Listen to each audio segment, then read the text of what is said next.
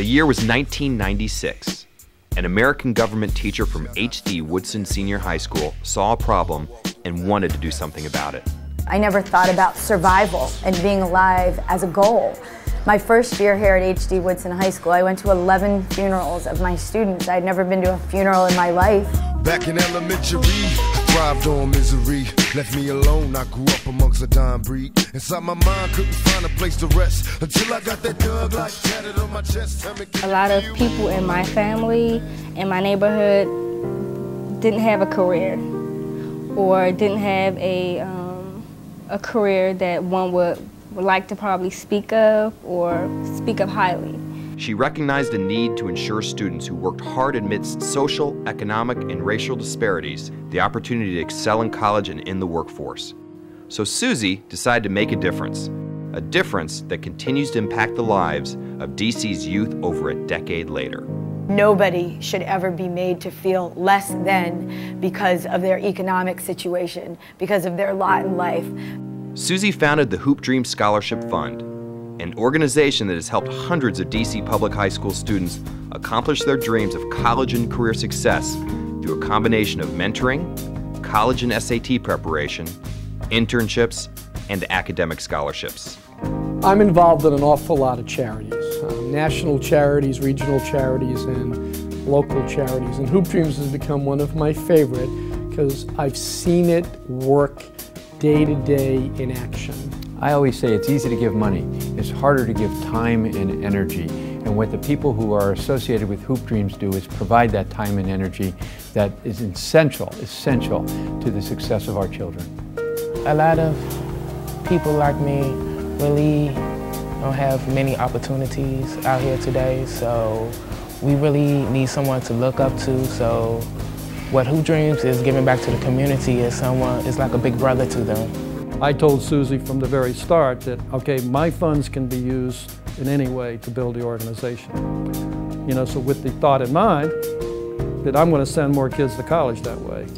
No young person is born and thinking, oh, I want to be another statistic. You know, I want to be another kid that's gunned down or who gets pregnant at an early age or is out dealing drugs or ends up in jail. And we all know the stats, and they're very true, that there are more low-income, young African-American males in communities like this in jail than there are in school. Oh, so long for this night I prayed that a star would guide you my way to share with me this special day. Her father encouraged her to take an active role in government, politics, world, and economic issues, an influence that would lead Susie to Washington to study at American University en route to a career on Capitol Hill. This is the Washington, D.C. that I knew, that I dreamed about, that I envisioned.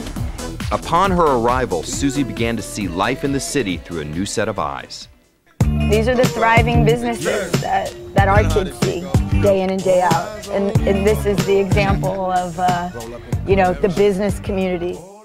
Susie's studies revealed the racial challenges, lack of resources, and economic divide affecting education. She was astonished to actually see the difference in young people's lives when they grow up without a support system.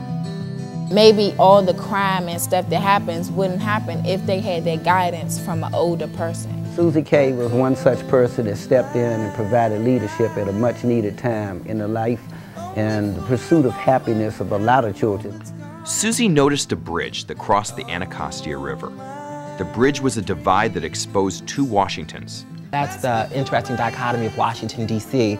There's, you know, the Washington, D.C. that we all see on television every night when we watch The West Wing, but then there's the real Washington, D.C. that we all see when we watch the 11 o'clock news. And those are often two different worlds being depicted. And so I see Susie K as often a connector of those worlds. Upon graduation from American U, she found and accepted her dream job, a position as a 12th grade American government teacher at H.D. Woodson Senior High School. You know, I just want to make sure the rest of the city sees that this is their reality every day. It's not what a lot of people see when they go to school every day. And this is why this is a problem that's so much bigger than just, you know, one school and a school system. It's the problem and a challenge of the entire community, and everybody needs to take responsibility for that. DC began to look, feel, and sound different. For a lot of my students, I was the first white person they had ever had a daily relationship with. And they had a lot of great questions, funny questions, and serious questions about white people. Why don't they ever see white people in their neighborhood? Why do white people not seem to care about them? Why do people in general across the river and across that bridge in Washington, D.C. expect them to fail? That's how they felt. As a teacher, Susie decided to use her resources and expose her students to as much as possible.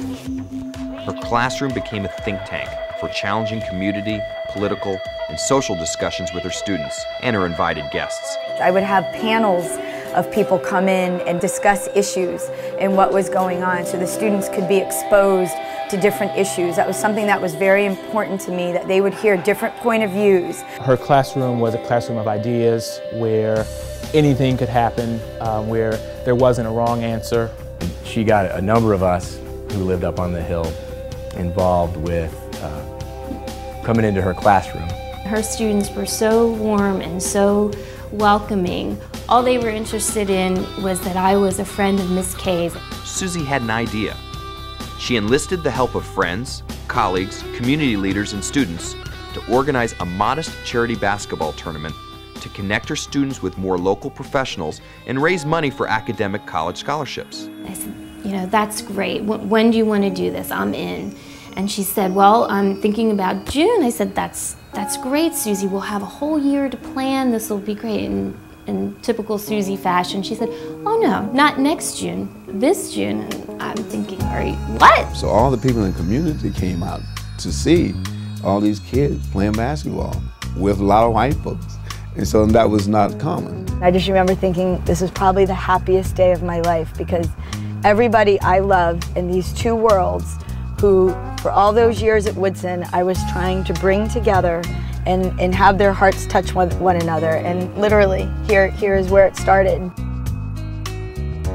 Hoop Dreams brought together members of the community from all over Washington, D.C. For one afternoon, the dividing bridge over the river was gone. Hoop Dreams held its first 3-on-3 charity basketball tournament. The one-day tournament was the beginning of a journey that would empower hundreds of students to have better lives. One very early morning, while promoting the second tournament, Susie found support from an unexpected place. I did an interview. It was a taped interview on WJZW with Tom Grooms that I didn't even listen to. It was on at 6 in the morning on a Sunday morning. I just talked about this dream that I had, that more people out here in this business community would see for themselves that the best investment they could ever make were in these young people growing up. Lucky for me, a man named George Newstrom, who at that time was the head of EDS, and he called me and said, EDS is going to give you $10,000.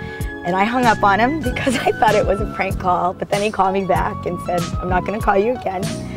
So I didn't hang up on him, and EDS became our founding sponsor. Today, Hoop Dreams has evolved into a comprehensive program that entails college and SAT prep courses, mentoring, internships, and annual academic scholarships. All of the guest speakers who come, that is an opportunity for internships, for ways to get connections, because, you know, it's who you know and what you know as well. Her self-confidence, her organizational skills, her self-determination just really blossomed. And I think seeing her at her high school graduation really epitomized that, of just, you know, how she was just glowing that day and so proud of the scholarship she won and the acknowledgement she gotten from her work. It was great to see. Statistics show 33% of students attending high school in Wards 7 and 8 graduate from high school within 5 years, and only 5% earn a college degree within 5 years of enrollment. My target was high school, because that's our last chance to save a lot of these guys. We get them on the right road, and that road is to secondary education and a better life. The whole point of us being here as human beings is to use whatever we can in our lives to hopefully bring some good to other people's lives. The Hoop Dreams Scholarship Fund remains vital to bridging this education gap. So with a small staff and committed group of volunteers, Susie K and Hoop Dreams continue to empower the communities to address local and national issues, as well as impact the lives of DC youth, one student at a time. I'm proud that we have developed an organization that has helped send 800 DC Public High School students to college. You now have a record of success stories of kids that just got that little extra help when they needed it and have become dynamic contributors to the community. So we as a community are obligated to help them maximize their potential because at the end of the day, we all benefit. What began as a one-day charity basketball tournament aimed to galvanize a community and raise money for academic scholarships has evolved into the premier college prep mentoring program in the Washington, D.C. metropolitan area. I really, really believe that it is because of her passion and her vision, her enthusiasm and her sincerity that she was really able to take this organization to a level where she gets an incredible amount of support. I would describe Susie as a hurricane. She kind of blows in, things go flying all over the place, then the eye of the storm comes, it like calms down, and then you get swept off your feet once again. And we need people in this city like Susie K. When I met Susie and met her team at that time, which was very, very small, I saw, quite frankly, people that are doing something they don't have to do. We have to continue supporting Hoop Dreams for it to be successful in meeting this need. The need is not getting any lesser.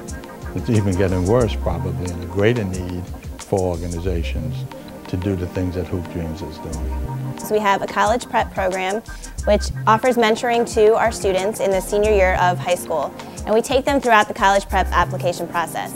We then offer an internship program where we place students in businesses throughout the DC area. And then finally, our last component of our 3-year-long programs is our college prep SAT prep through the Princeton Review. So with our partnership with the Princeton Review, we offer the full $1,000 SAT prep course to our students free of charge.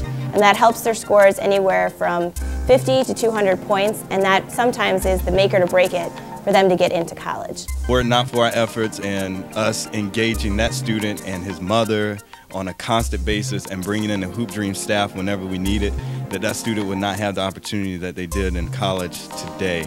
And because I know that this program is one that is successful and it works, we need it. Hoop Dreams helps hundreds of DC youth achieve their dreams of college and career success. It is a testament to the power that exists once people invest, engage, and trust in each other's lives. I just want to stress the importance of the organization goes well beyond even college, but it really does connect, two different communities, and they both gain equally from each other. It's really not a one-way street at all.